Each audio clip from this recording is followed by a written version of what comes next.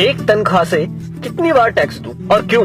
जवाब है, मैंने 30 दिन काम किया, तनख्वाह ली, टैक्स दिया, मोबाइल फोन खरीदा, टैक्स दिया, रिचार्ज किया, टैक्स दिया, डेटा लिया, तब टैक्स दिया, बिजली ली, फिर टैक्स दिया, घर लिया, टैक्स दिया, टीवी फ्रिज आदि लिए, टैक्स दिया, कार ली, टैक्स दिया, पेट्रोल लिया, फिर टैक्स दिया, सर्विस करवाई, टैक्स दिया, रोड पर चला, फिर भी टैक्स दिया, टोल पर फिर टैक्स दिया, लाइसेंस बनवाया, टैक्स दिया, गलती की तो टैक्स दिया, रेस्टोरेंट में खाना खाया तो टैक्स दिया, पार्किंग का टैक्स दिया, पानी लिया उस पर टैक्स दिया, राशन खरीदा उस पर भी टैक्स दिया, कपड़े जूते किताबें ली उस पर भी टैक्स दिया, टॉयलेट गया उस पर भी टैक्स दिया, दवाई ली तो भी टैक्स दिया, गैस ली टैक्स दिया, सैकड़ों और चीजें ली और टैक्स दिया, कहीं फीस दी, कहीं बिल, कहीं ब्याज दिया, कहीं जुर्माने के नाम पर तो कहीं रिश्वत के नाम पर पैसे देने ही पड़े।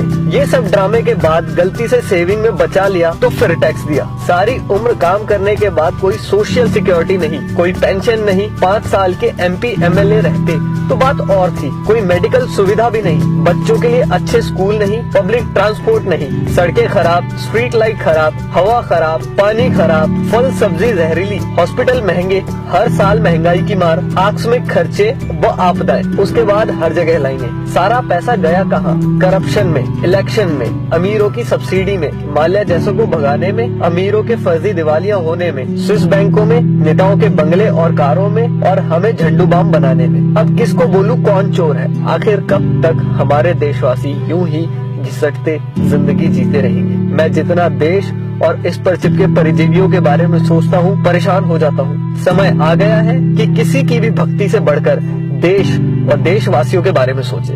प्लीज इस वीडियो को शेयर करके देश के हर नागरिक तक पहुंचाएं। धन्यवाद।